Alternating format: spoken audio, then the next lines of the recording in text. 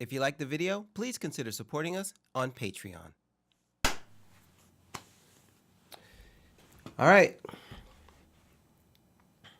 Welcome to Pull My Focus Adventures in the World of Digital Filmmaking, where we bring you insight tips for making great video.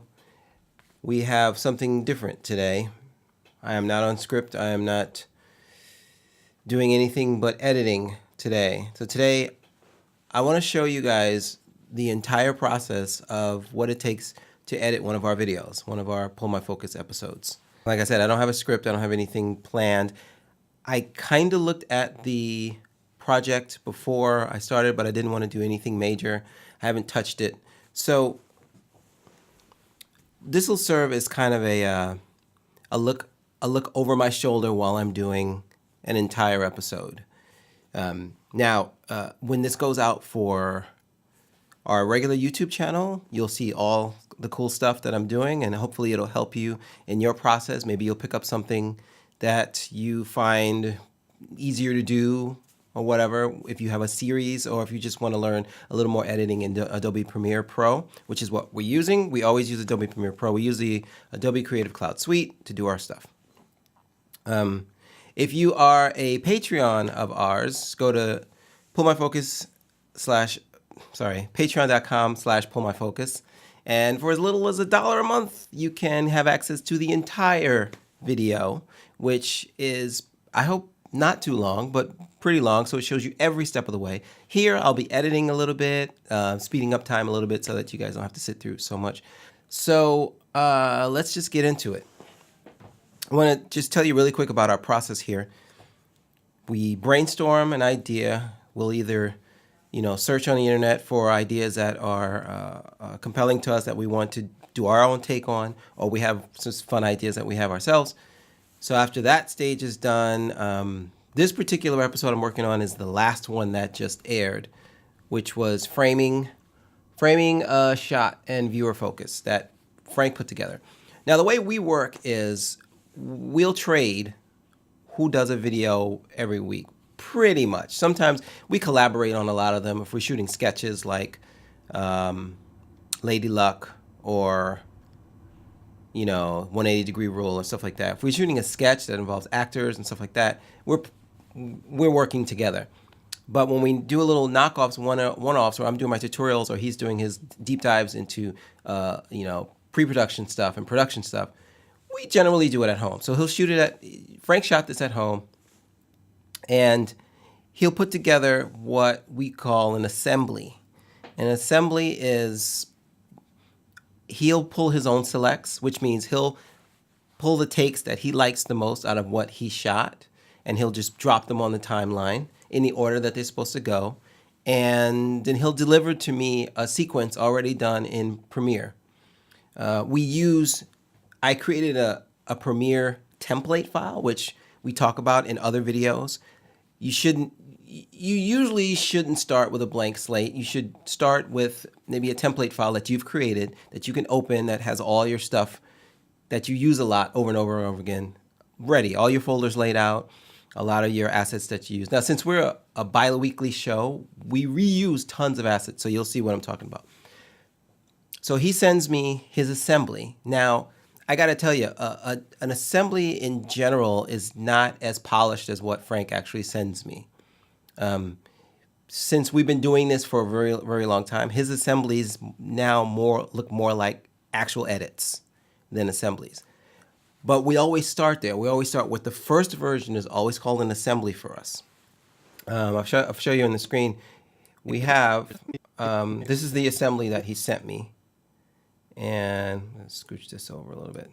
This is the assembly that he sent me, and it's about, what are we talking? Without the bumper, without the ending, it's sitting at around 4 minutes and 7 seconds. So there's already a ton of work done to this file. It's more than an assembly, but typically an assembly we would get an assembly, and then we would work with that. So now this is what I'm working with. He's shot all his stuff. He's thrown in B-roll. This plate here is, it's a placeholder, obviously, because we have our own kind of. Here, one thing I'm going to do is I'm going to turn off Notice how when I scrub, it makes, scrubbing noises. I'm going to turn that off. I usually have that off. Let's go to audio and play audio while scrubbing. I'm going to turn that off. If you were ever annoyed by the scrubbing noise, or maybe you like the scrubbing noise, just keep it. I'm going to turn that off. So now when I scrub through, I get no noise. So, like I said, I'm not lying. I didn't really look at this. I wanted to look at it with you guys and go from there. So I don't want to kind of prepare the pie before I even make it. I want to see what we're doing. One other thing that we use is a service called frame.io. And Frank will, not only will he give me an assembly in Premiere form, but he'll also upload it to Frame.io. Let me show you that. I'll pull my focus. So we have Frame.io is a terrific kind of video sharing and annotating, and we use this for our clients all the time. So when we're creating videos for our clients, we'll put together something, we'll put it up on Frame.io, and then the client can come in and actually mark up and comment on this or that. So we can have a full conversation and not have to email links of videos to each other or guess which frame. It's all about this. So we already got a bunch of Pull My Focus episodes up here, and this is framing shots. So I'm going to go into here. And if you notice, I got 3 new comments. If you notice, here's the video as it exists on frame. Inside tips you need to make great video. Okay. And Frank commented, and I actually looked at it and I did some comments too. I'm going to get rid of this. So, we have comments like, now wait till Jordan Peele's new film arrived. They say it's awesome. Sometimes we chat. But here's some instruction here. Maybe show number 1 first, then slide 2, then 3. All right. And some credits we need to put. Credit lower third rendering, pen and ink by Arthur L. Guptill? Wow. All right. So I have some instructions from him that I'm going to look at through Frame.io. Now, Frame.io also has integration into Premiere, which I'll show you. Usually, guys, when I'm editing, I'm using all 3 of my screens. So I have 1, 2, and 3. For this tutorial, I'm going to limit it to 1 screen because I cannot get my screen capture software to capture 3 screens at the same time. So I am in the editing workspace here, and you can get there just by clicking editing. And then I hit reset to save layout to kind of straighten it out so it comes back to what Adobe set up or whatever the last saved layout was. I'm going to move this over a little bit. Come here. Gotcha. What was I doing? I was showing you Frame.io integration. So if I turn on my extensions and Frame.io, you can see now I'm accessed. I've logged in already, so it's already got me. Now I can see this video that I'm working on, and a little picture of me as my comment, and then I can just jump to the comment. And so it's the stairs keyframe, and he says animate the letters into this position so it's clear to the viewer that they are the same letters. All right, I'm going to deal with that in a little bit. I can take this guy and I can close it, or I can dock him off to the side. I'm going to grab him and just dock him off here. Let's dock him here, and then shrink it down for now. I'll just move it out of the way because I have some stuff to do at first. Ooh, wow, look at that. Those are my decibels. All right. So first things I have to do is kind of see if there's any more trimming I need to do to this file. Supporting us on Patreon. Now, a lot of the stuff I said is reusable, and I have this sequence here called selects that has reusable stuff, like when the Pull My Focus lower third comes in, the Patreon lower third comes in, Pixel Valley, any patrons that come in, we put them here. There's our little subscribe bell. This stuff is reusable. This background here, as a matter of fact, is what we use a lot when we're showing stills and B-roll. So that's what I'm going to do here. Let's see. Patreon. Framing techniques in video usually focus on composition. Now, what I sometimes do is I'll push in a little bit onto Frank to close up that shot a little. But in this case, he's doing something with these masks back here. So I'm not going to alter it at all. I'm going to go through this and then the masks light up. So the masks, you know, they're supposed to be spooky. Now I've already got ideas about what I could do in the background, like with some suspenseful sound or whatever to make that even more spooky. But I'm going to not do audio yet. I'm going to keep going and fix timings. So for me, when he reveals these guys in the frame that are vying for their attention. And then he does the look, and then now notice a little movie magic here. He looks, and then he looks in the frame. It looks like he's looking at the mask, but he's doing what's called cheating. He knows where they are, and he's not actually looking at it. But to us, it's like, oh, he's looking at it because we're looking at it, so it looks amazing. So this whole pause here. Attention.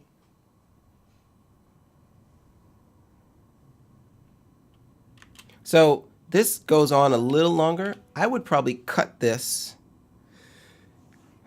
to about here. I would want to be out of this shot by the time he kind of looks. That's too long, right? So I feel like he should go react, look, boom, we're out. Maybe a little more. A lot of editing comes down to frames, guys. A frame or two will make a scene or break a scene. What I'll do is I'm going to hold down my command key, which turns my little indicator yellow. And when I drag the end of this clip to the line, everything else ripples and follows it.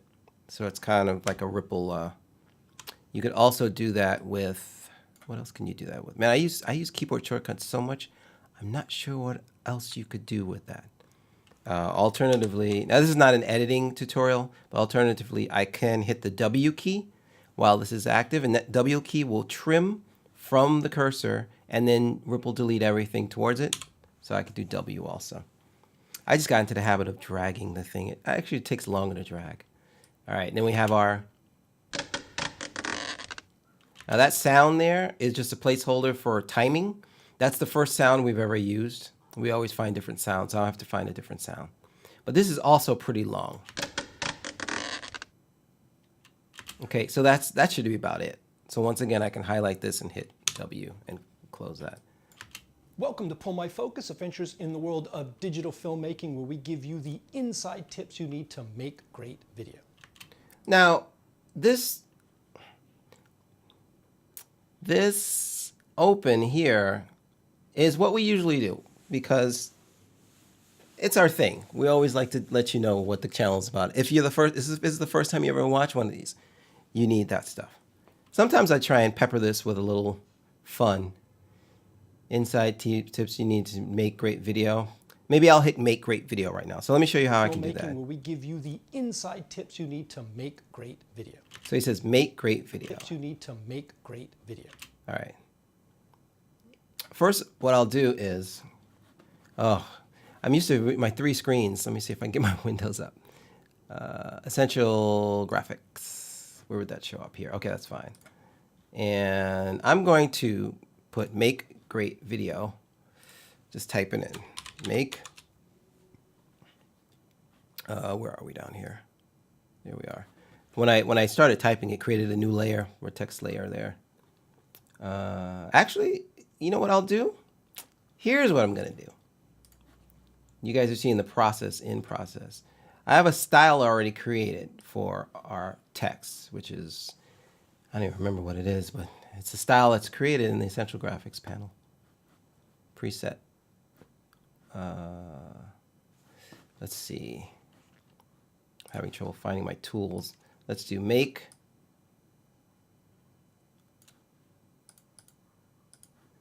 What do I want it to look like? Make great video. First, I want to get a feel of how I want it to look. Make great video. All right. Sure. Exclamation point. So that's kind of how I want it to look. So what I want to try is I want to pop these in. Make great video. Make great video. Now I could do 3 different graphics. Make, great, and video.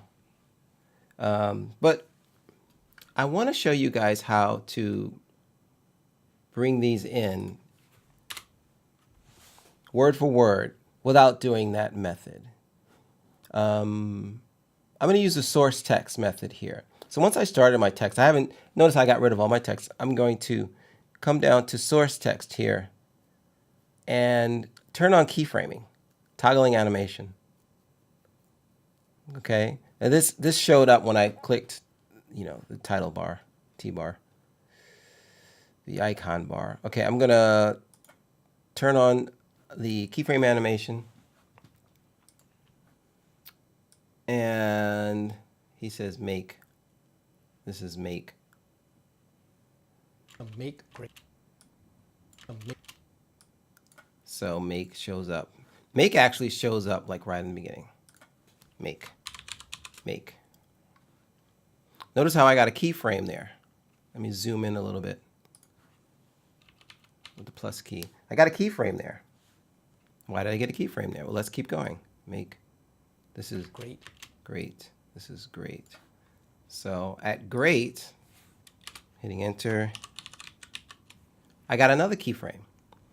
Every time you move, when you're creating this, if you're animating on source text, every time you move the cursor, this will be video. I can tell it's video because of that bump in the audio. I'm going to type video. As soon as I hit enter, I get a new keyframe. Video. All right, so I got these 3 keyframes. Actually, I got 4. That first one I don't need, but I'll just keep it. Now watch this. To make great video. Yep, make great video. To make great video. That make comes in a little too late for me, so what I'm going to do is fix that one. Here's where it gets a little tricky. I'm going to zoom in. That first one. Make great video. Okay, notice how my highlight is coming down here. I'm going to stop that auto highlighting from turning on with the V1, and I'm going to come up to V3. And now it'll auto highlight on this track up here. See that? Boom. All right. You need to make. Make should be in by now. So what if I bring this graphic out a little bit more? Make. Let's zoom in. Make should be here. Do you guys see how I did that? So I'm just adding it to there. To make great video. To make. Oh, I feel like I got the wrong one. This is make.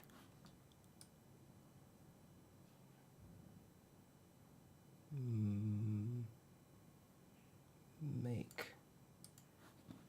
Where are you, make? Great video. Is that make? That's make right there.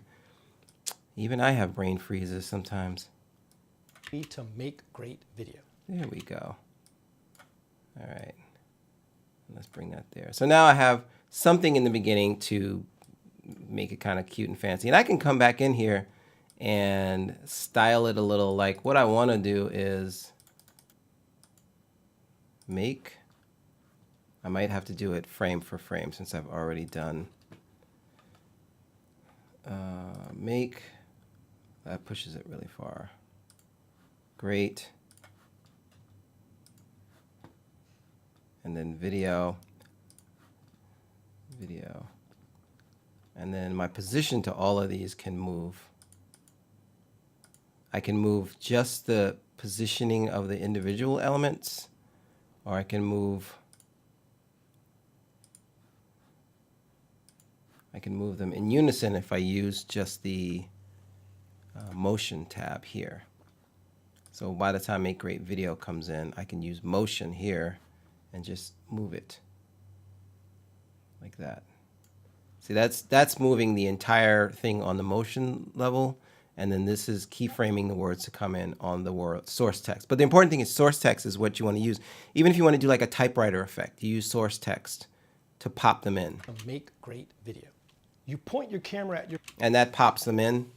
You can, if you do multiple texts, you can spin them in and use transition effects, but I just want to touch on that right there. All right, let's keep going. You point your camera at your subject, the point of interest of your shot. Maybe it's a person, maybe a prop, or a whole set. What are different ways in that frame to guide the viewer's focus, their attention to what you want? The lens sees in an expanding cone, and it's important. So this is really, really like pretty complete. I mean, so Frank's at the point where he's doing an assembly and then he's editing a little bit because he knows what kind of ideas he wants. I'm just basically doing cleanup. I'm going to use JKL right now to fast forward through this to watch it. Just to control as much of what we see in that frame as possible, so it furthers the purpose of our video. In the art world, they're pretty adept at guiding the viewer's eye in a static frame. So this stuff is pulled from an old video, but it's already kind of branded. You know, it's already got our Chrome and it's got the word focus there. That's baked in because that's pulled from an old video. But what I might do is I might just transition it in. So if what I can do is I'm going to bring this clip a little further past that clip. And I'm going to use transition from my favorites bin. And by the way, you can make favorite effects. So this is my favorites called Spud's Favorites. You can make a new bin just by clicking on this guy here, new custom bin.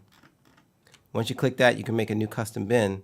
And then you can say, I love, you know, say I love Acon Digital Declick. I can throw it into my favorites. Boop, just by dragging and dropping. All right. So now in my favorites, I have Acon Digital Declick, which I actually don't want, so I'm gonna get rid of. Yes.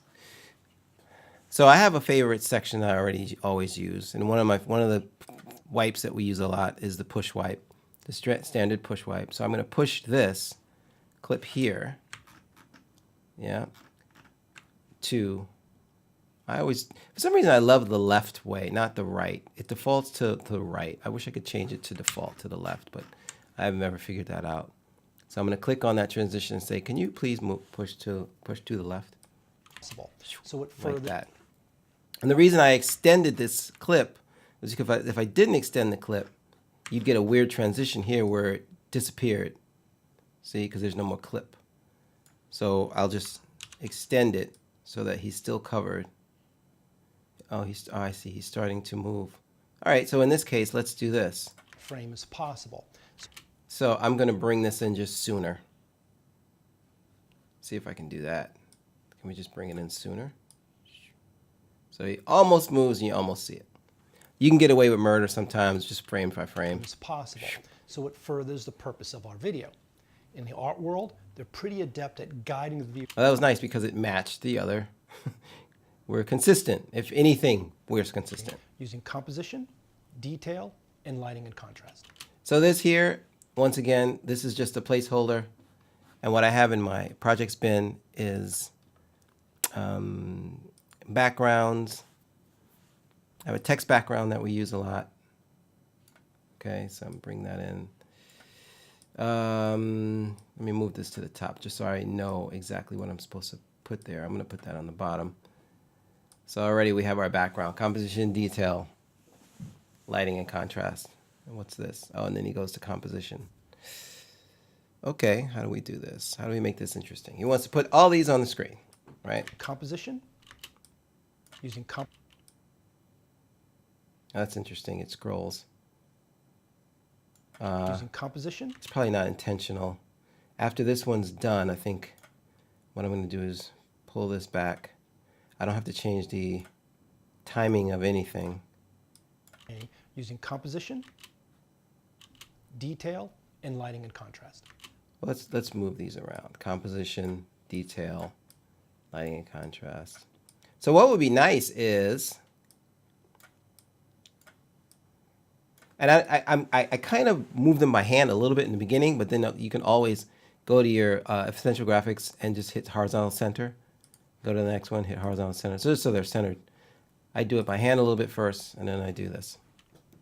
That's pretty decent. I've changed the style. I forgot. The style is our preset style, which is why it's nice to have preset styles. You don't have to go searching for shadows and stuff like that. And my preset style. Boom. Okay.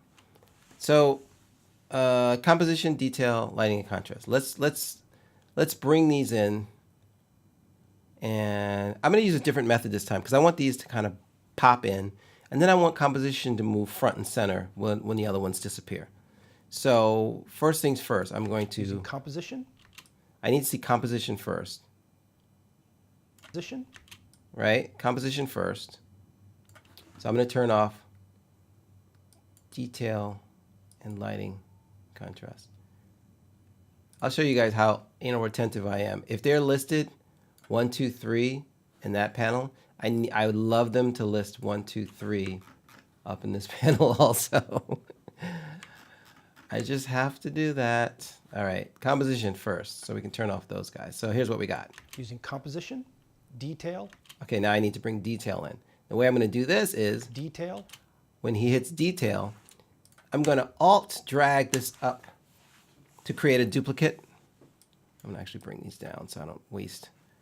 So I just created a duplicate, and I'm going to size this duplicate to the beginning of this where detail should come in. And now I'm going to, in this clip where detail should be, I'm going to turn off everything but detail. All right, so now I've done this. Using composition, detail, and light. Right? Because this clip here shows just composition. This clip here shows just detail, while this clip is still showing composition. And then we'll do and lighting and right here at lighting. I'm going to do the same thing. Alt drag to make a copy, trim it down, and then select only lighting and contrast. So now I have frame using composition, detail, and lighting and contrast. Now I want to do something else though. This is all about keeping the viewer interested. I want to transition in these. I don't just want to pop them in. And a transition I love using, once again, I'll go back to my favorite effects, is Impact Pop, which is not a freebie. This is one that you have to buy from, what is it called? What is the company called? I forget the name of the company. Impact. Just look up Impact Pop, Impact Spin, or I'll put it in the link in the links below. It's a transition pack that you have to buy. So we're gonna go like this. Static frame using composition. So that pops in. All it is a video effect. It's just a transition, but I'm bringing them in one at a time, like that, which animates them in a bit. Using composition, detail, and lighting and contrast. Great. Take these letters. They're scattered about and have no meaning except chaos. Okay, so for this moment, we have Frank is creating kind of this visual reference of stairs, and then the stairs come together, and then the stairs form stairs. Okay, so these 3 frames are just, what it should be first, and then there, and then here, and in what part of the audio it should happen. So these are basically my, my references. So I need to make this interesting. Now, one thing I would do, every single episode we do, I try and do something in After Effects. That makes me get more familiar with After Effects and motion graphics, and that kind of forces me to get something done. So I'll pick something that can be done in After Effects. This time I'm not going to do it in After Effects because I want to stay in Premiere and show you guys how you can still do compelling motion graphics moves in Premiere with a little ingenuity and thinking. So we won't do that. Let's see. I'm thinking we'll stick with, maybe we'll stick with the text background, or maybe we'll do this. Because the first thing I want to do is create these. The first thing I'm thinking about is just creating these 1, 2, and 3, and what background they're going to go on. So let me highlight all these, and if I hold Alt and hit the up arrow, it moves them up one line in the timeline. All right, and now I'm going to go to my selects, and this is tricky because I have so many. I usually can look at 2 timelines at the same time, but what am I looking for? I just completely forgot. Oh yeah, this background. I need this background. So I'm going to copy it, come back to here, and when I use the up arrow and the down arrow, it jumps me from the start of each clip. As long as this is highlighted and on, the track targeting is on, it'll move me, step me through. So I'm going to be here. Then I want to target. Yeah, that always happens. Then I want to target this track so that when I paste, the clip that I just brought in pastes in there. And so now we have, that's my background, and I'm going to mess with it in a little later. But first it's just stairs, random stairs, right? So let's see. What has to happen is the word stairs first starts off scrambled, then it floats into place as stairs, right? And then they stagger each other like stairs. But in order to create a little more movement than just static letters, I want them to kind of float, slowly rotate where they sit first. So let's try that. All right. So I want to think about this in a certain way. So I'm going to make each letter its own composition. So I'll show you what I mean. I'm going to go to my selects timeline, which is kind of like my garbage timeline. This is my timeline that I can just do a bunch of junk on, and I won't affect my main timeline. So I'm going to grab this, a copy of that, and then let's just start putting the letters down. So S for stairs. All right. We're going to make this bigger. Let's make it bigger. Let's make it 300. Picking a number. Let's set the anchor point, which I can do by grabbing this little plus sign, to right in the middle. Right? So now when I rotate it, it rotates over its anchor point, mostly, right? For the most part. Okay? And then I'm going to center it up in the frame. And there's my S. All right? And I'm going to do the same thing for TAIRS. Let's see. I want to create my rotation animation and basically copy that. Yeah. So how long? Let's see. How long is this clip here? It is 5 seconds. So let's just for S&Gs make this clip 5 seconds.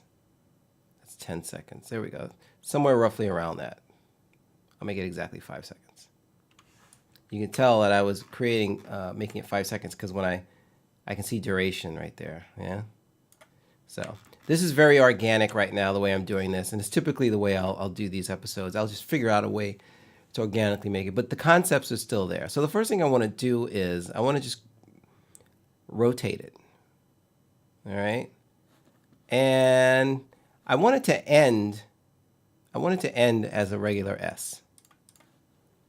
But I want it to begin rotated. So I'm just going to set my end frame right now. And at this level, I think I can use rotation and position here. So let's do that. Let's keyframe rotation. I'm actually not going to mess with position and scale because they're going to say the same. Rotation. Rotation ends here. Not yet. You'll see. You'll see. It's not at the end of the frame, but I'll drag it there. But I like to keep my keyframes at the end and the beginning, kind of inside the work area so I can grab them. And then I'm going to come back here. And let's just rotate it backwards a few so that when we go through it, it does this. Maybe slower, much slower. So instead of -324, let's go to -180. So that's a slower rotation. All right. That's it for that. I don't necessarily want to ease out of this. I just want to start. So I'm going to have it drag that there. And I'm going to say ease into this point here at the end so that when you see it finally come to the end, it kind of softly gets there. Did you see how it kind of slowed down? All right. So now I have rotation on the S. So big deal. So what? You have a rotation on the S. That anchor point is bothering me a little. If I move my anchor point a little bit. there. That's better. Okay. Let's try this. So I'm going to drag this S all the way up. S, T. Notice I'm copying, right? I'm going to turn off that layer for a second. I'm copying. I'm highlighting it. And I'm putting a new letter. That's my T. I'm copying. Turn that one off. Also, you don't have to turn them off. You can just kind of stagger them. You can stagger them like stairs. S-T. This will be A. A. So if you watch, if I line them up again, I have 3 letters that are... Oh, I got to turn these on. Boop, boop. Blah, blah, blah, blah, blah, blah. This will be I. Double click. I. This will be R. Double click. R. And I already have another S. All I need is stare. So great. I have 5 letters that are rotating in exactly the same way.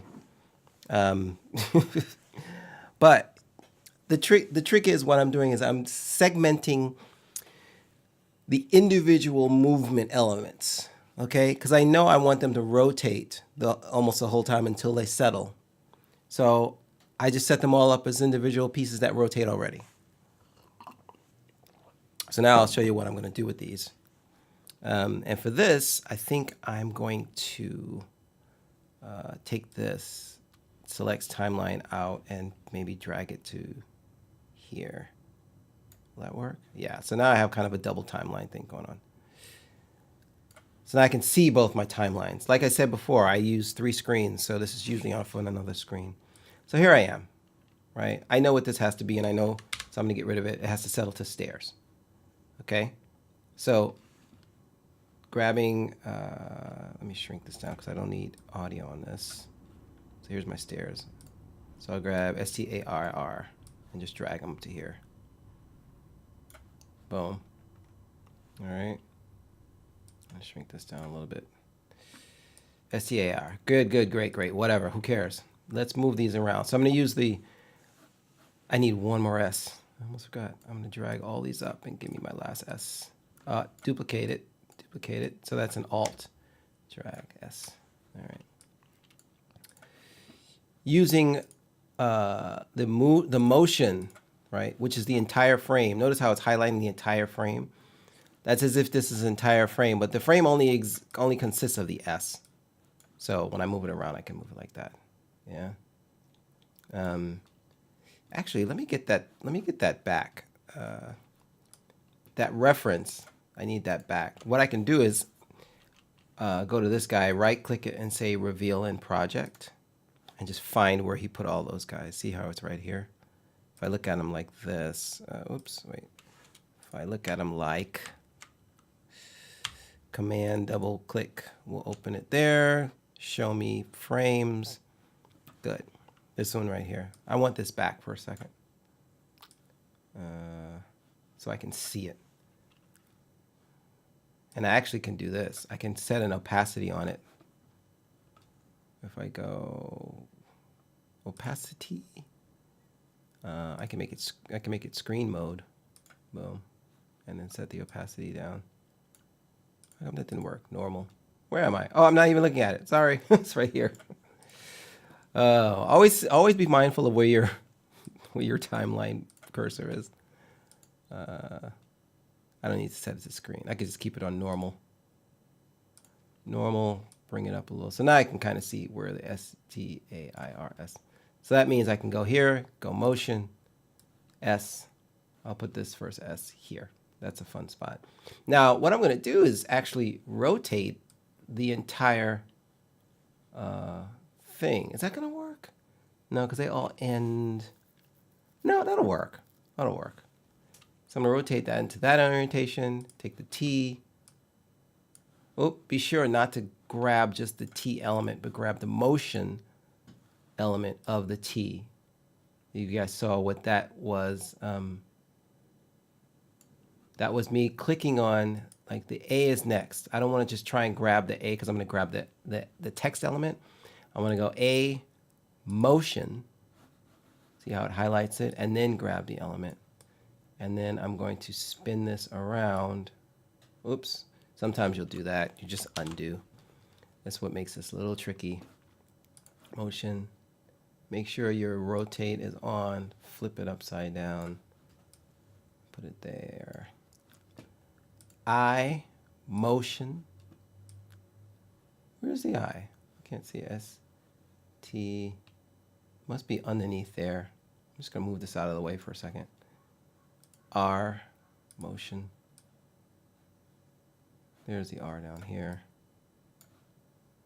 Tilt it a little bit. And then the last S, motion. Where am I at? 15 minutes, okay. Keeping track of my time, people. Keeping track of my time. Don't want to go too long. But this is for the patrons right now. So relax, sit back, and watch. I, motion. Now I can move my eye in, and the eye is rotated like this. Boom. All right.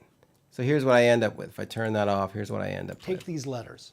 They're scattered about and have no meaning except chaos. All right, cool. So far, so good. I might want to have them rotate slower, but I think this is okay. And actually, now I want to move them around myself a little bit. So here's what's fun. They're already rotating, so I don't have to worry about that. So now I can simply move them around. This S here. All right. And I can do some funky things to them if I want. I put some effects on them. But take these letters. They're scattered about and have no meaning except chaos. Compose them into a line. Okay, so this is good. Compose them into a line. I kind of changed my mind. I want them to be done when he says compose them into a line. This is where I want it to be done, and says stairs. So right here, I'm actually gonna rate stretch these out, because if I just stretch the clips out, they're gonna stop moving. Here, I'll show you. If I just stretch the clips themselves to that point, and I'm gonna put a marker here. So hit that clip and hit M on the keyboard. So I have a marker. So I don't have to ever scrub to that spot again. I can go right there to that spot. So like I said, if I just drag the clips out. They're scattered about and have no meaning except chaos. Compose them into a line. That looks good. So what I was going to say is they stopped their rotation a little early for me. And that's because you just dragged the clip out. If you look at the clip, the keyframe is not changed. You're just making the clip longer. So what I will do, actually, just to do it, I'm going to undo. I'm going to rate stretch these to that point. And you hit my R on my keyboard. Now when I rate stretch them, that last keyframe, go V, and if you look, it's still at the end where it needs to be because I rate stretched it. And that made everything, the rotation actually a lot slower. They're scattered about and have no meaning except chaos. Compose them into... Okay, so now we're at compose them into a line.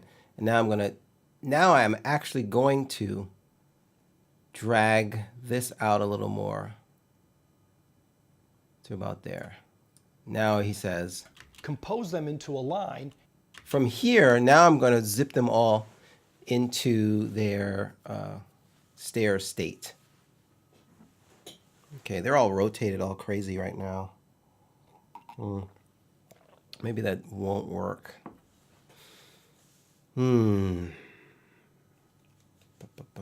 Okay, here's what I'm going to do. Well, no, it's still good. I just have to put them in the right orientation. I'm feeling like there was an easier way to do that part. Here's compose them into a line. Compose them into a line. So by the time we get to I should start to move them. So taking the first S, now I'm on motion again. I'm going to go position. That's my first position. And then here I'm going to say compose them into a line. Compose them into a line. Let's mark that spot too, because I hit undo, so I lost my marker. Compose them into a line. Should take this guy and maybe put him here. And then I also have to rotate it the rest of the way. So let's put it here. And then let's rotate it. So actually, I'm going to back up one because I need position and rotation as keyframes.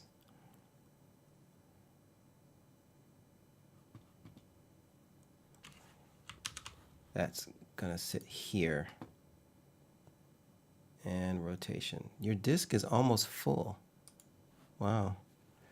I may need to go look at that. I'm going to do one, and then I'll show you guys how I did the rest. So here we go. I'm going to close that. And compose them into a line. Compose them into a line. Boop. That's where they should be.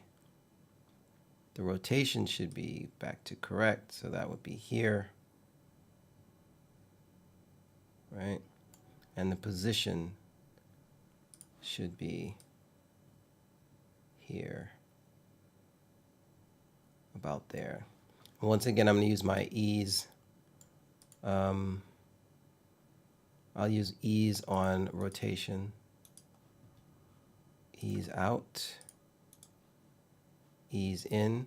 One thing I always do when I'm starting to mess with keyframes, I save a lot, even though it auto-saves. Sometimes if you're in the middle of an autosave, it could break stuff, which is kind of funky. So now I have that first S. Compose them into a line and arrange them in a specific. Okay. So as you can see, it kind of floats over. It kind of floats over into its spot. So let me do the rest. S. Now we're going to do T. And this is where markers come in really well, because I want all the actions to start at the first part and end at the last part. So I'm going to mark the start and the end down on that clip. So now if I hold shift, I can go snap to both those spots. So boom, T. We're going to go position, rotation as a start point. We're going to snap to the next. We're going to go. Now when we move it, actually I'll fix rotation first. When we rotate it, the T is, well, actually the T is fine. So I'm going to move it to where it's supposed to be, ST. And I'm going to have to adjust these later also. ST, and then I'm going to do the A. Once again, I'm going to just shift drag over to my markers, go to my A's motion, my A position and rotation, or mark those. Go to the end point, and then position, I move, I use motion, so I position the A to about here. And I'm going to finish the rotation. You just drag it. And since that anchor point is a little off, I'm just going to fix the motion a little. Position. All right. For position, I'm going to ease out and ease into the final spot, which makes that look like this. Compose them into a line and arrange them in a specific. All right. And I'm going to go back and clear them up once all the letters are in. The I, once again, so make short work of this. I, position, rotation. Final position of the I is, if I use my motion, it's going to be about here. My rotation. And I'm always rotating the same direction. I'm always rotating clockwise. Yeah, it's roughly there. And ease out. And ease in. Boop. Do the R. This stuff can get tedious, as you can tell. Position, rotation. go to motion. Oops, not yet. I want to get to my final point, then do motion, get my R right there. That's interesting. The R may have to back up back into its spot if I do that. We'll see how that works. See how that looks. Curious. Let's see. Compose them into a line and arrange. That's not too bad. Looks cool. And I'm noticing that. Arrange. Let's do. I would like doing ease in and ease out, but I'm noticing it's not having too much of an effect. Ease out. Ease in. I forgot to do my timer. Oh boy. 7. Let's say 6, 5, 4. Okay. Got to keep track of this. AIR. Finally, with the S, the last S. Position, rotation.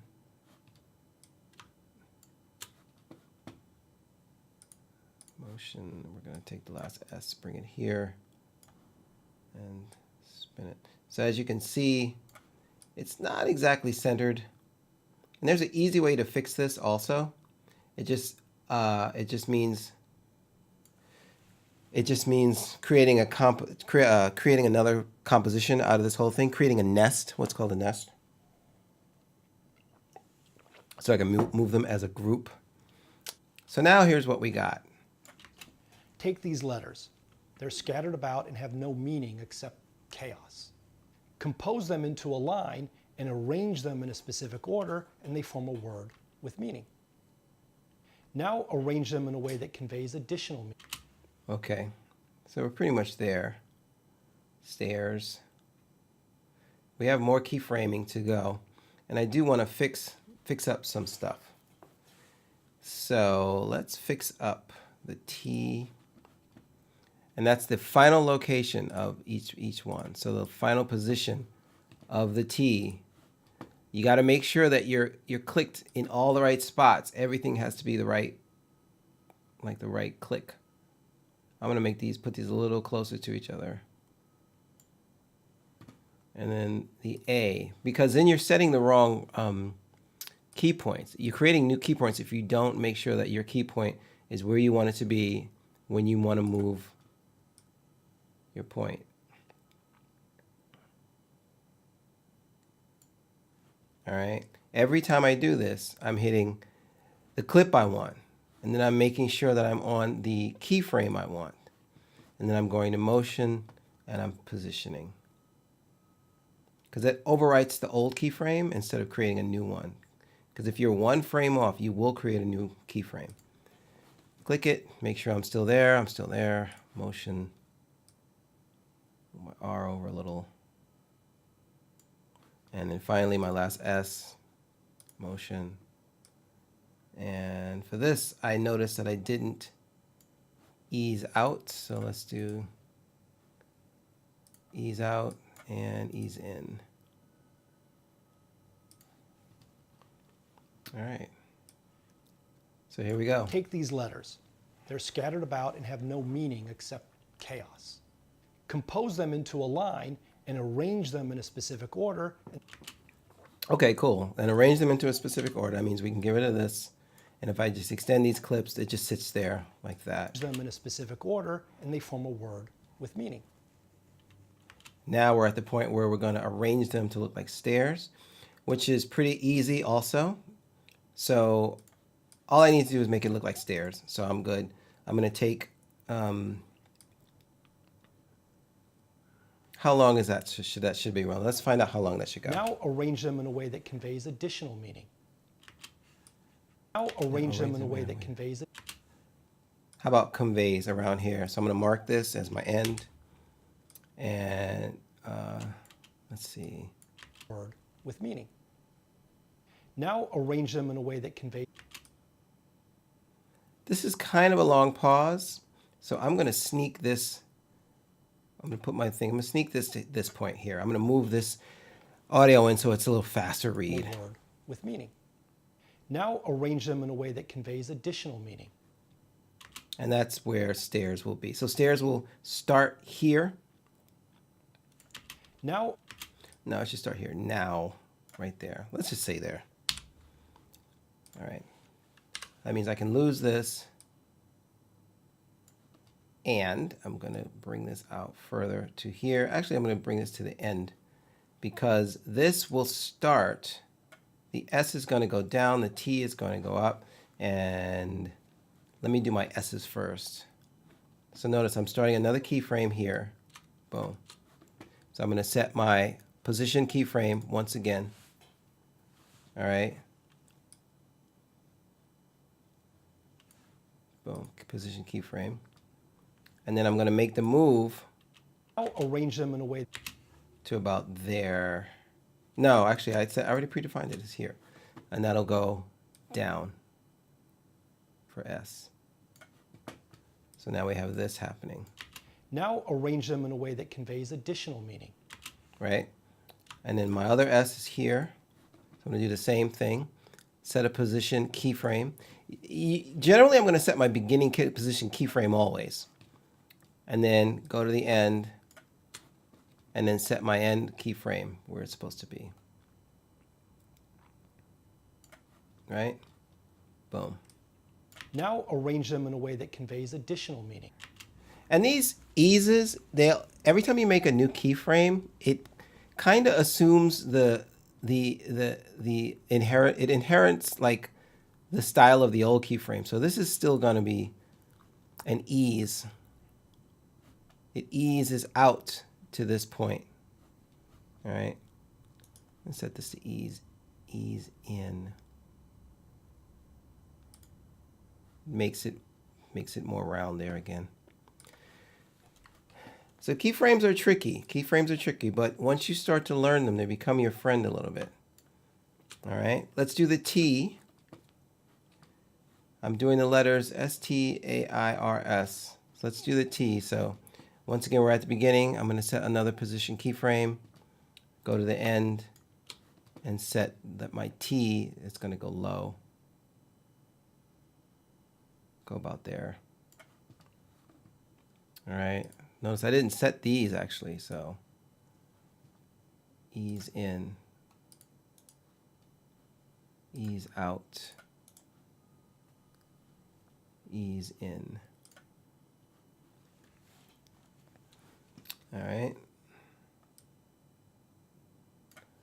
And then my R, boop.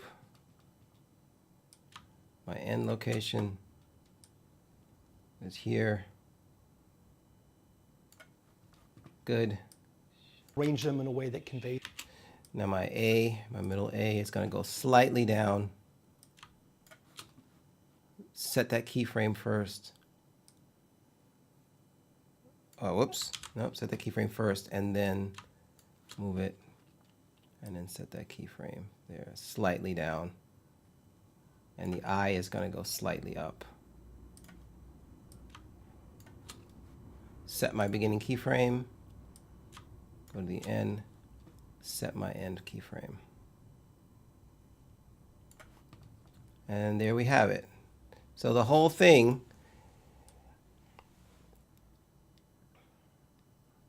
looks like that. So now that we're finished with that part of the composition, we can take a look. Make sure our timing is right. Take these letters. They're scattered about and have no meaning except chaos. Compose them into a line and arrange them in a specific order, and they form a word with meaning. Now arrange them in a way that conveys additional meaning. We can do this in our frame. All right. And I'm going to pull this the rest of the way so that it matches. This is not quite long enough, but I can rate stretch this out to be long enough. And that's it. Arrange them in a way that conveys additional meaning. We can do this in our frame without emphasis is placed on the subject. All right. That's the kind of in and out of keyframes. It takes a little practice. It takes a lot of practice, actually, and just keeping in track. Once again, I would probably have done that in After Effects, but since you can get away with it in Premiere, it's easier to just stay in Premiere and do some of these more simple animatics. More involved animatics are going to require a better program or a program more suited towards that. All right, now let's keep going with this. I'm out of tea. I go through like three or four cups of tea during these sessions. Okay, we finished our stairs. Now let's take a look at the video. We placed have on the subject. They could be balanced in the frame. so we have B-roll. That's actually pretty important. I would not want to put anything else around this stuff because this is super important that Frank talks about this stuff. So We look at one first, then the second. We covered this in more detail in our video on various forms of composition from the art world. all right, so far so good. Detail. A scene is made up. Okay, so detail. So this is basically coming from this, right? Detail. So composition should say detail. Right? So simple enough. I'm just gonna make, actually, let me just note really quick what the size of this text is when it gets to that point. It is composition. The text size goes up. Oh, it's scaled up to 200. Okay, no problem. That I can just kind of eyeball. This is detail. All right, go to my effects. Sorry, not my effects. Let's go up to my text backgrounds and drop this in. And simply type detail. D-E-T-A-I-L. Boop. Done. Center it. Scale it up to 200. One caveat about using this method is if you're in the I-beam mode and you haven't highlighted any text, it won't make that text bigger. Notice how I hit 200 but nothing happened. I either need to highlight the text. Notice how that went back to 100. Highlight the text and then 200, do 200. Or I need to be in select mode, which is the cursor, the V selector. Then I can go 200. All right, center that. And I actually want to bring it down a little bit. Oops, that's wrong. Sometimes I grab the wrong one. Detail, and there we go. Detail. A scene. Look at where it is. Oh boy. I'm gonna make that go out a little further too. So that's another one of those. Detail. A scene is made up of an overwhelming. Ooh, that doesn't look good. I'm going to move this guy over. Okay. Detail. A scene is made up of an overwhelming mass of detail. Sometimes it blends the video together more. If you do a lot of these overlaps, these J cuts and L cuts. This is an L cut. I'm sorry, this is a J cut. So that the audio is coming in first, and then we get to see what Frank is talking about. Sometimes it helps. I can even push this even further, although he's using an example in the frame, so I wouldn't want to push it too far because the viewer has to see what he's talking about. But I can push it a little bit to get a little, to make the video seem like it melds together better. Detail. A scene is made up of an overwhelming mass of detail. So instead of just popping in and being, a scene is made up of, and then present the viewer with what we're looking at. Stare at it long enough and you see more and more.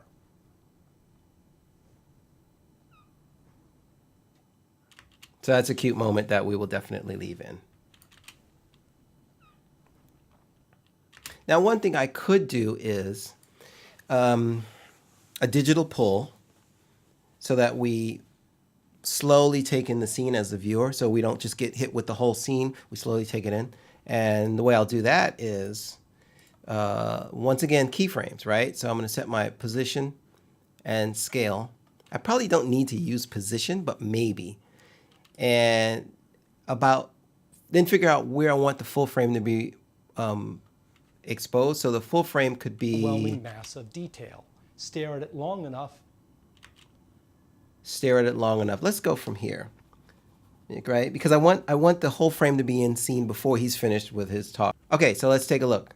And I'm going to drop down my end frames, and I'm going to come back to my scale, right? This scale, and I'm going to scale it up, push it in like that. 150 whatever. I don't care.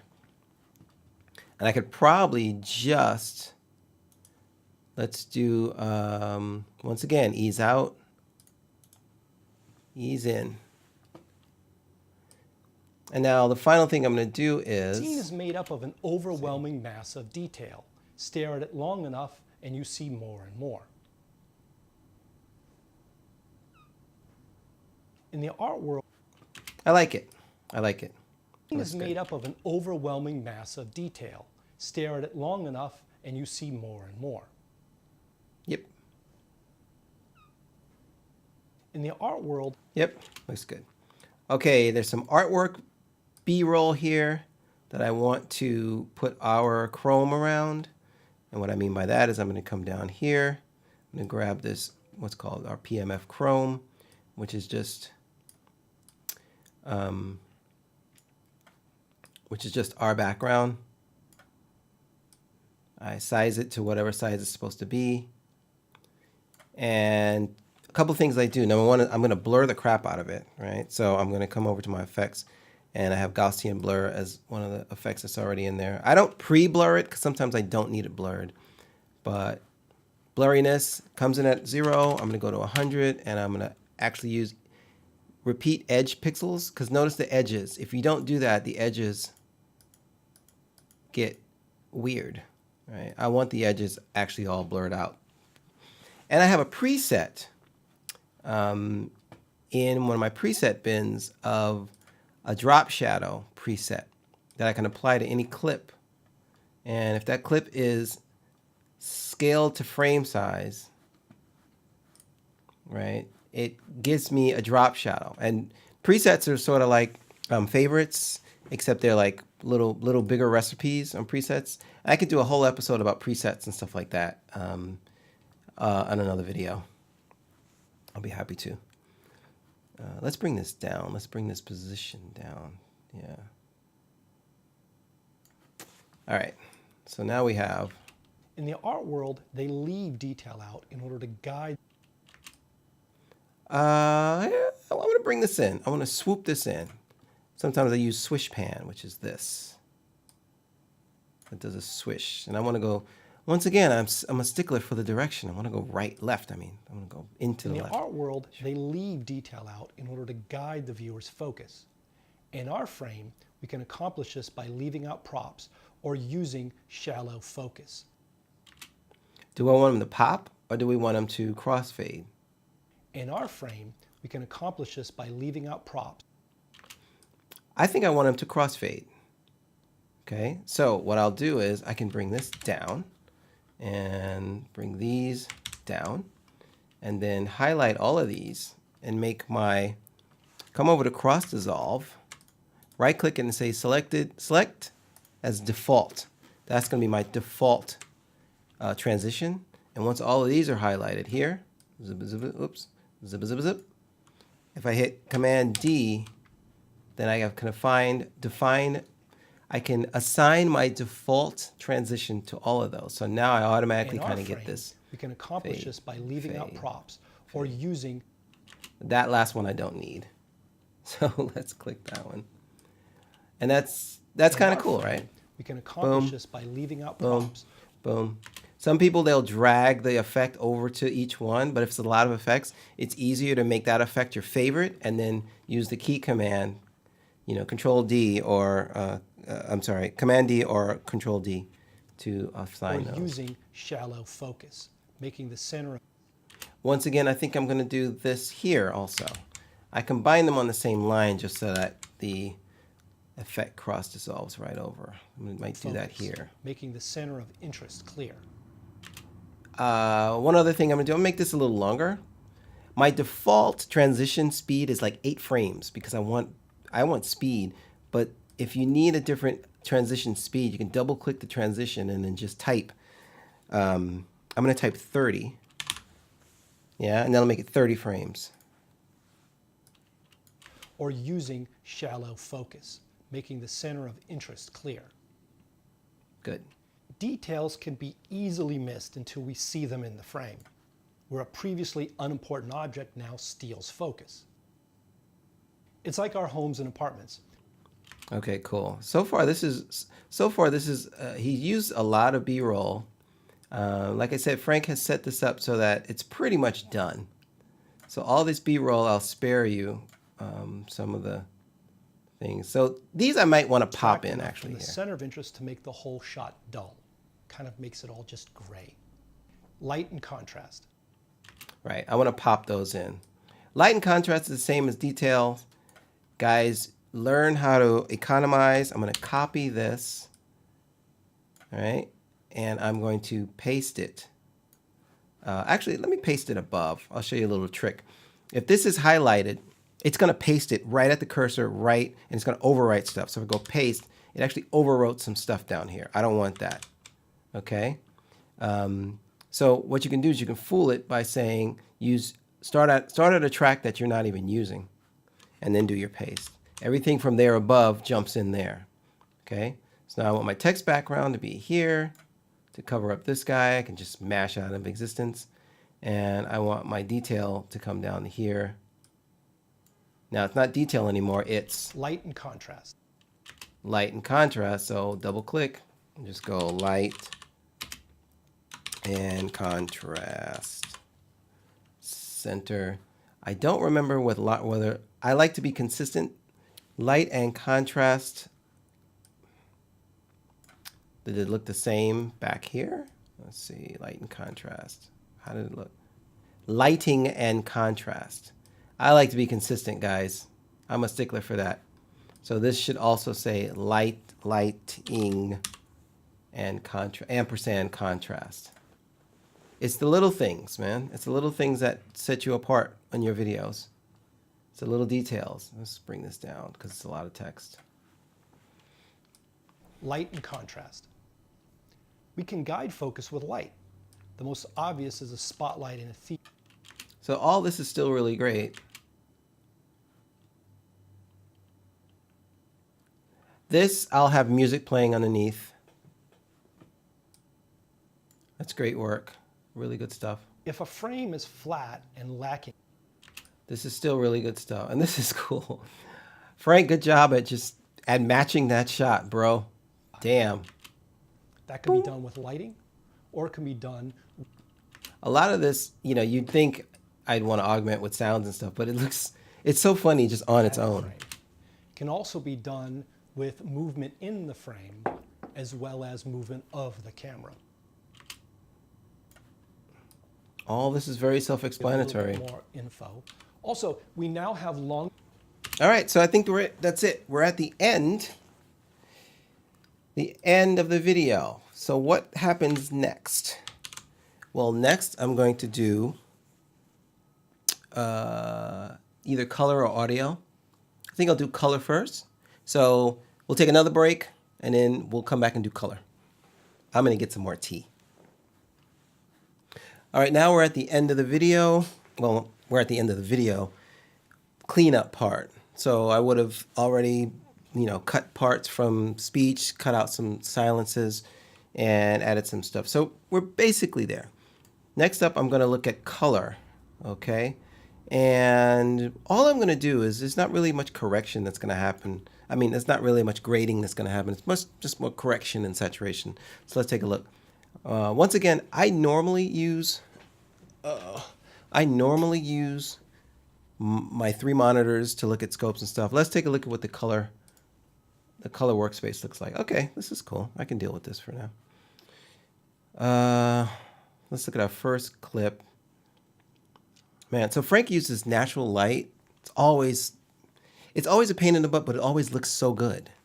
Looks great. So a lot of his colors and stuff come off really nicely. If I go to my scopes, the only thing I typically do is, so I bring my blacks down a little bit, right? So we're going to go basic correction, and I'm going to bring the blacks, and notice I'm using the Luma right now.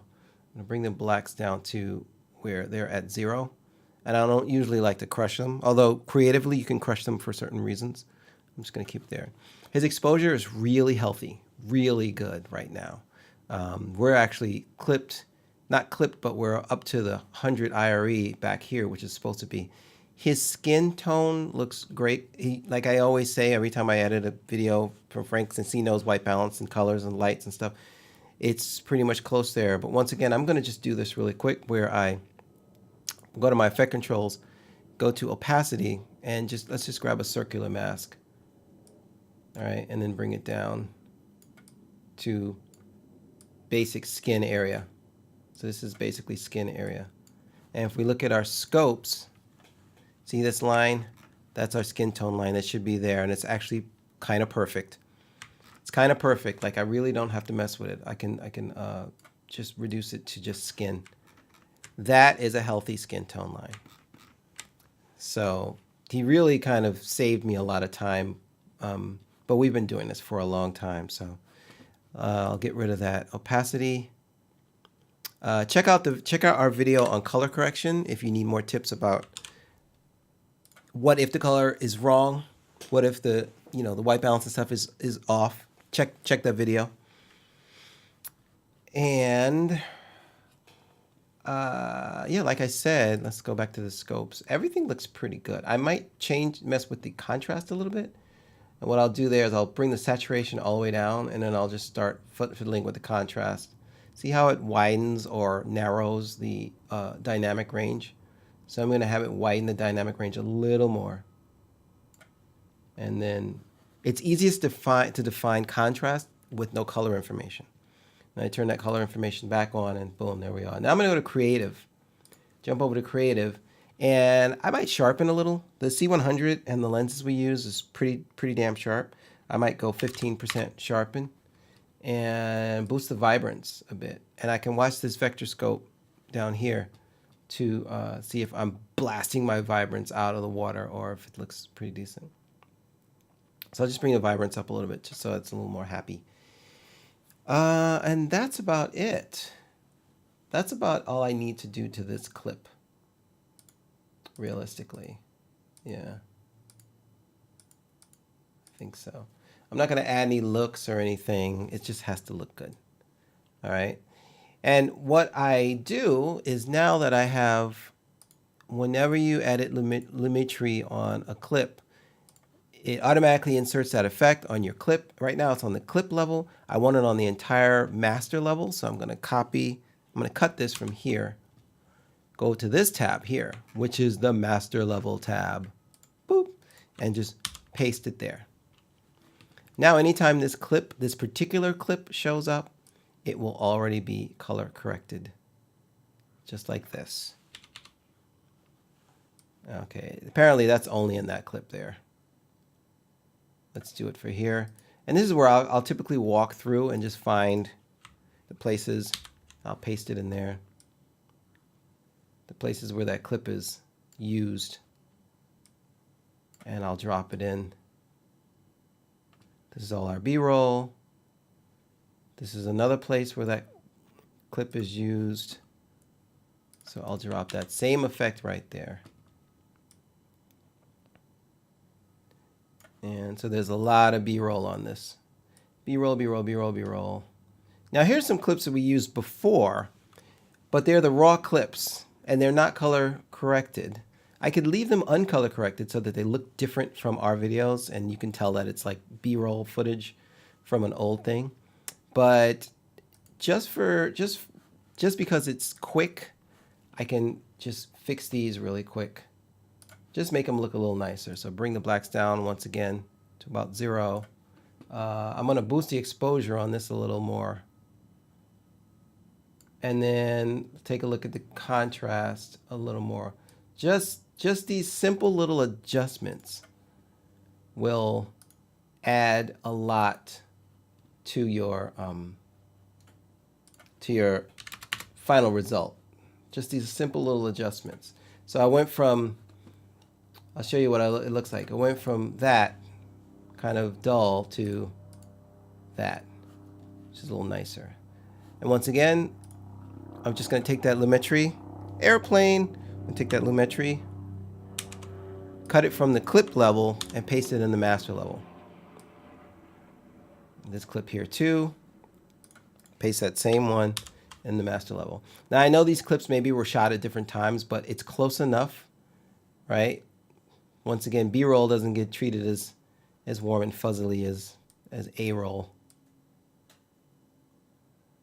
Okay, so this clip here is the exact same as this clip here. So I'm going to steal its lumetri. Come here, paste it there. There we go.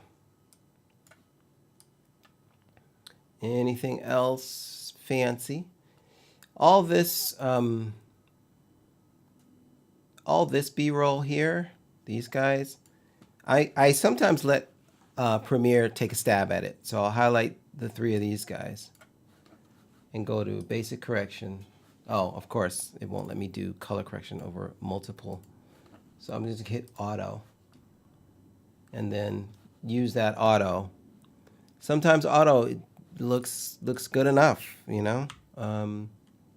Especially when you're working on a deadline, sometimes you can't go too crazy. So these are all colored now.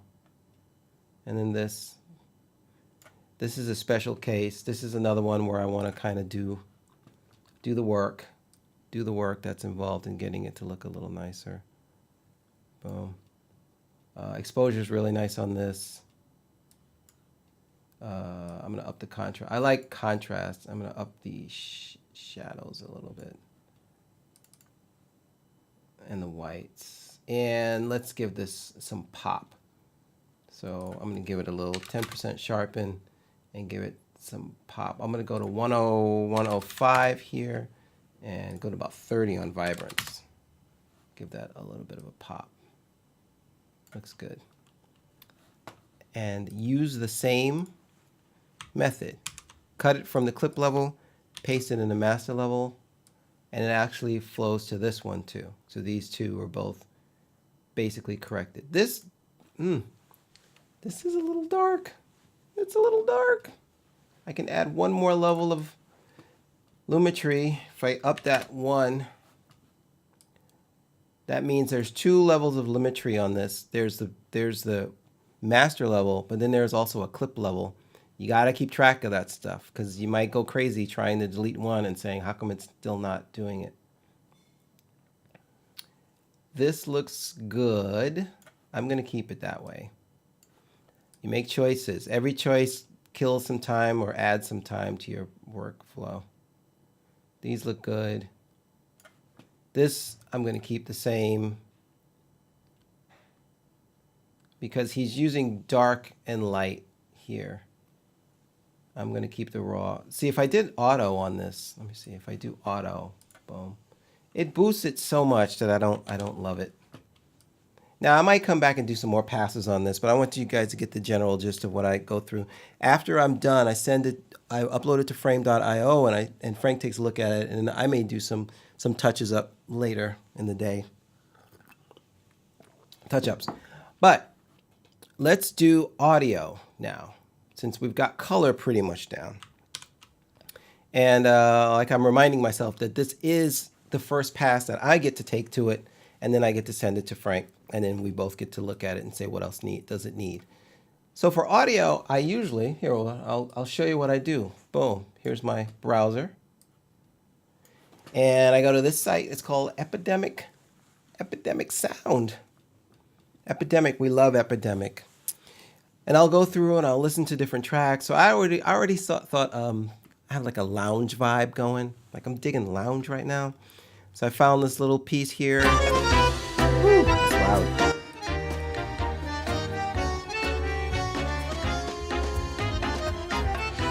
So I'm digging that. So what I do is, once you're on Epidemic, now this is a paid service. You have to subscribe. So I think it's a yearly, or you can do a monthly.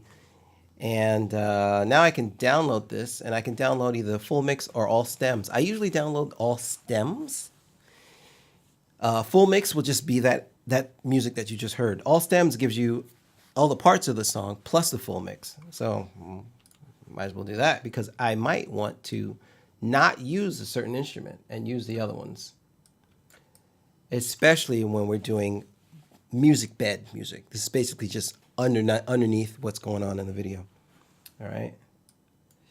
All right, so we're back to, there is an audio workspace. Let's take a look at it. Okay, here's the audio workspace. I've defined my own workspaces, so I don't know where everything is in these predefined workspaces. Okay, so I'm going to import audio, music. Notice how I have my system configured. Let's do, this is edit with me, yay, audio, music, and this guy's still a zip, so I need to unextract him. I almost forgot. He's still a zip. Where is he? You guys could see the sausage being made. Double click. Zoop. Done. Great, now we're back. Now I can bring in this. I bring in the full folder. When you download the stems, the mix in the stems, you get a folder plus everything in them. So I usually bring that in. So this comes in as a folder in my project. So I know that everything in here is part of that song. Yeah. Make that a little longer. So I have some music that I could use. All right. One thing we have is we have intro music that we always use, and that is right time, right place. We always use this. So down here on my timeline, I have the main, which is Frank's voice. It's going to be all his voiceover stuff. Have sound effects, which is, please consider, this is not sound effects, this is part of the main. Boop. I'm just going to move that up. Boom. And what is this? This is sound effects here. Right, okay. I'm going to make another track, and this track is going to be called Music. And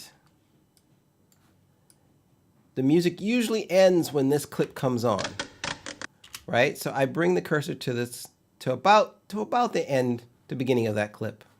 And here, I know where my music is going to end, right? So I'm going to set my out point now.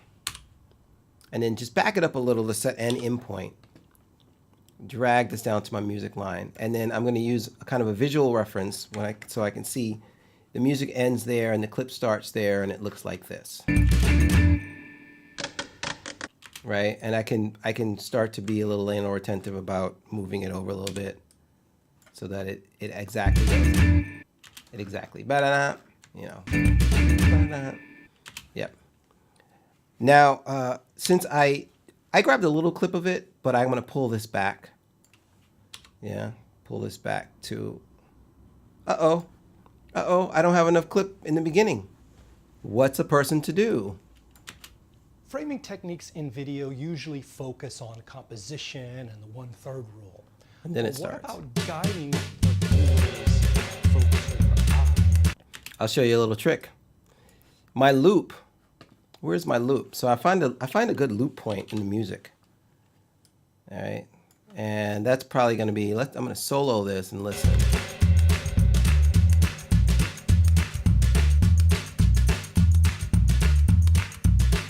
Aha. As you can see, I have markers already here for a perfect loop point. So I'm going to use that. But what I'll do is I'll listen to a loop point, right? And then I'll cut at my loop points. Cut. I'm using Command K, or you can just use the razor tool. Okay, so now I know if I were to duplicate this and place it right next to it, it's a perfect loop. It's close enough. It flops over itself a little bit. I'll show you how to fix that. Timing wise, I think it works. That way I can do this. I can make a couple of them. So I got another one here. Boom. And I have this one here.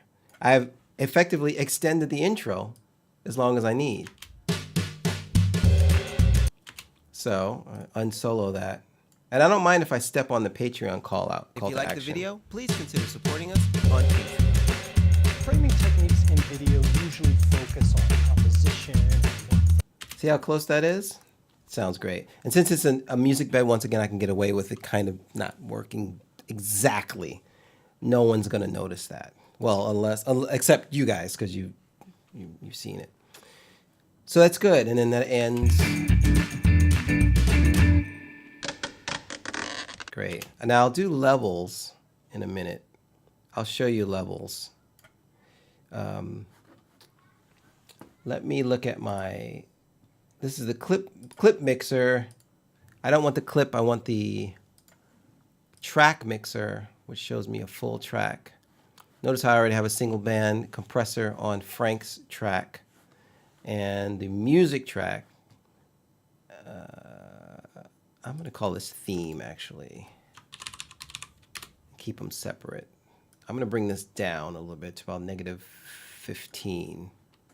If you like the video, please consider supporting us on Patreon. Framing techniques in video usually focus on Let me check his level real quick. composition. And His level is not hot enough, so I'm going to take this and give him a vocal booster. And the 1/3 rule. But what about guiding the It's a little too hot. Bring the gain down on the vocal booster. viewer's focus or their eye That's where I want to be. inside of the frame? What about all those, other things? I want those high points to just hit -3. I want them to be around this area. So now, make sure your audio, your main line of audio, if it's voiceover, is loud enough to be heard so that everything is relative to it. So now, please consider supporting us on Patreon. Framing techniques in video usually focus on composition and the 1/3 rule. Okay, great. So that's a good baseline to start this on. Now what I do is I like to ramp the volume. So I'm going to go to my volume keyframes. I'm sorry if I'm moving really fast. I'm trying to do a lot in a little bit of time, but feel free to watch this video over and over and over again to get all these tips in. Okay, so now at this point, he's finished talking. And what I'm looking at here, if I zoom this all the way out, is I'm not looking at clip keyframes. Clip keyframes, that line will end right there. I switched it to show keyframes, show volume keyframes, which is the full line that goes throughout the entire track. Now I can set keyframes on here to change the volume of the entire track. So at this point, after he talks, Things in the frame that are vying for their attention. now I can bring this volume up here by setting a keyframe here and maybe a keyframe here and then bringing this up like that. And effectively makes it sound like this. Vying for their attention.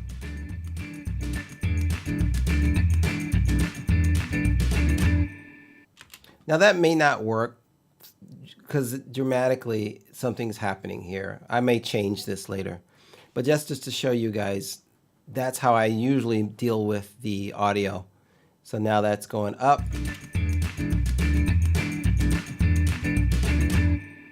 And what it's doing is it's filling the space, the empty space that his voice held, right? His voice is up here. Other things in the frame that are vying for their attention. So now that he stops talking, the music can come back, it can raise back up in its volume. Let's add my music. So after this, around here, I'm going to add my song. So I'm just going to grab the full thing. Let's double click it. Where does it start? Now this may be a little busy, right? So one thing I sometimes try is let's grab, so I'm going to go back to my scrap, which is my select sequence. And I use this sequence all the time just for garbage to build stuff. Notice I still have the stairs and stuff that I started to build. Let's listen to, we know what the bass sounds like. What the drums sound like. How busy are those? Drums are cool. I want drums. Let's drop that down. I want bass. So now we have.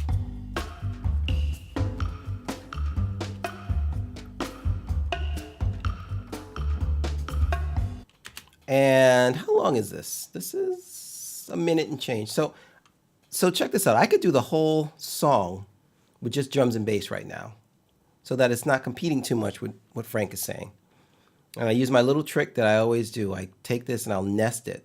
You can't nest just audio, so I'll create an adjustment layer. Where are my layers? Where's my layers? Boop. I don't have an adjustment layer. Wait. Bad Manu. Okay, let's make an adjustment layer. Boom, just drop it in here just to show you guys. Oops. Boom, give me that. Boom. Now if I highlight these 3 tracks, I can say nest. And I can say, what is this called? This is ES Lounge. I'll call it Lounge Bass Drum. Just so I know that it's a mix. ES Lounge Bass and Drums. See, notice that it made a sequence called ES Lounge Bass and Drums. I'm going to take that sequence and throw it in my music folder. And I'll probably throw it in the folder of the song. Okay? Now I know what you're thinking. If I come back here and I drag this sequence into here, I'm getting video. I don't want video, I just want audio. So what you do is you grab the sequence, you drop it in the monitor. This sequence, drop it in the monitor. Thank you. No video, but if you look at the audio, you have audio. And then you can actually drag just the audio from there. And I'm putting it on, I'm going to put it on a new line, actually, down here. A new timeline. It creates a new timeline if you drag it down underneath the master. And I'm going to call this Muzak. Now I have my extra little special mix. And if I look at my track mixer again, I know I'm going to bring Muzak down to like 20. Because that's where it always has to sit for you to just be a music band. Welcome to Pull My Focus, adventures in the world of digital filmmaking, where we give you the inside tips you need to make great video. You point your camera at your subject. So I start at 20 because it wants to be kind of just felt and not heard, that music bed. I may bring it up because it's just bass and drums, so let's bring it up to 16. Where we give you the inside tips you need to make great. Yeah, back down to about 19. Seriously, folks, you do not want your music bed to compete with your main audio. No, that's a no, no, no, no, no. So now I'll go through, and the music that exists here will run out at a certain point. There may be a point in the right here, where theatrically it plays better if the music doesn't play through this, right? So if we watch, Mass of detail. Stare at it long enough, and you see more and more. Here, I'm going to actually cut this clip and then move it so that this music just stops when he talks about, when he looks at his cat. See more and more. Nah, let's see. Let's make it actually stop on beat. So it's Mass of detail. Stare at it long enough, 6, and you see 7, more and 8, more. 1. Musically, it stops there, so I'm going to stop it musically, right? Stare at it long enough, and you see more and more. Good. Good. In the art world, they leave detail. Good. And then I'm going to have it kind of fade in. And I go back to my effects. One of my favorites is constant power. Now it'll fade in. In the art world, they leave. Great. I'm still rocking this. Bass and drums version of this. At this point, maybe I was just bringing the whole mix. This also acts as a good spot. This gap here acts as a good spot for the music to change, but not change so much. I don't want to change all the music. I just want to change the feel of the music. So now let's bring this. Yeah. Let's just start it. Set my endpoint, and let's bring in the whole band now, right here. I'm still going to do constant power here. Fade it in. Here we go. In the art world, they leave detail out in order to. Good. Now there's more music because we're using all the tracks, so I need to bring the volume down again. I'm going to go back to my volume on my track keyframes, zoom in a little bit, and I'm just going to drop the volume in the dead space. Now I'm going to go down to 27, negative 27. In the art world, they leave detail out in order to guide the viewer's focus. Awesome. And this can pretty much take us out through the rest of the video. With our videos, they give a little bit more info. Also, we now. Great. So that's pretty much color and audio how I do it. I'm doing it really fast, but I'm trying to get a lot in so much time. And come on back, one more break, and I'll show you some shortcuts that I have already created that'll go into this video, and then some of the process that it takes for us to get it actually out to YouTube. All right, so be right back. Welcome back. I'm glad you made it this far. Let's just discuss the finishing touches and some of the extras. So I mentioned earlier this selects. I'm going to go back to my editing workspace, which is more convenient for me. And I mentioned this selects. Let's do reset to save layout. Boom. Selects. This is really a garbage kind of timeline for me that I can work on stuff. Like I showed you, I set up my music here. I made my music nest. I set up my STARS stuff here. And what I mentioned before is a lot of these things are pre-built. So they're basically nests inside of Premiere. And a lot of these things are already done. Setting yourself up a timeline like this is a great place to just throw scrap. And then you're not messing with your main timeline. Remember, you can work with multiple sequences in Premiere. Some people just don't. And I don't know, it's like, you got all this freedom, do it. The next thing that would happen is I would render this out. And let's just take a look at some of my render settings. So I would render this out. And what I typically do, if it's still in assembly stage, or if it's like a version 1 that I know is not going to go out, but it has to be looked at by Frank and we have to kind of talk about it. I set my location, all right? So my location is going to be in a folder called test renders, and I'm going to rename it to 090, what is this? 2? No, 93. 09, no, this is 092. Oh my God. Okay, framing, whatever. And I might just write test on it.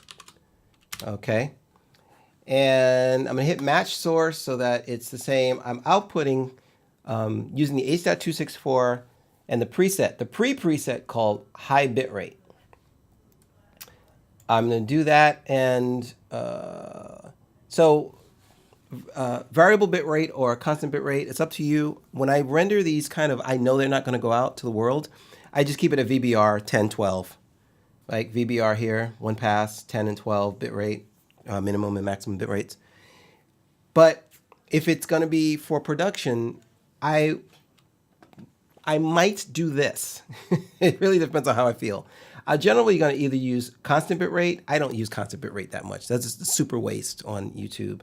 Variable bitrate, and I might go to 14 and 16.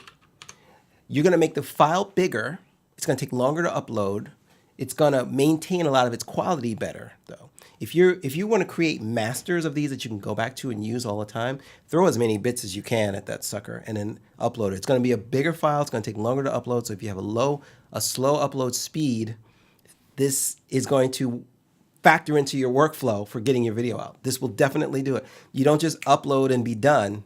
You have to have time to upload. So in this case though, I'm going to use 1 and I'm going to use, I can use 12 to 14. There are also presets for YouTube that you can use. Feel free to do that. There are also times when I'm going to upload directly to frame.io and I can use their interface to upload to frame.io. This is not a tutorial about frame.io, although we love them. Maybe I'll do one day. But so at this point where I'm going to hit Q, and I hit Q so I could send it to media encoder so that I can still do stuff on my computer. It's not tying up Premiere. If you just hit export, Premiere sits there in the focus and does it until it's done. If you hit Q, it'll send it over to media encoder, in which case media encoder will use cycles that are not being used currently and render your file. And it'll also, just get used to media encoder because you can queue up a bunch of sequences and go have coffee. And I think that's about it. I think we've talked about everything. The next thing goes up to Frame.io, and Frank and I talk about it, and we say what we want to change and what we want to update. And then it goes off to, he handles the thumbnails and, the uploading of the metadata on YouTube and all the other stuff. So it's all ready to go, a day or two before we have to launch it. I think that's it. So thanks for watching. Also, we have courses, longer courses. I have a course that's up about audio in Premiere Pro. Frank is coming up with a course on videography. Check out pixelvalley.com/courses. It's right in my select bin, and I forgot what it's called. For more information about that. And once again, thanks for watching. See you next time. Edit. Go practice. It's my 5th cup of tea.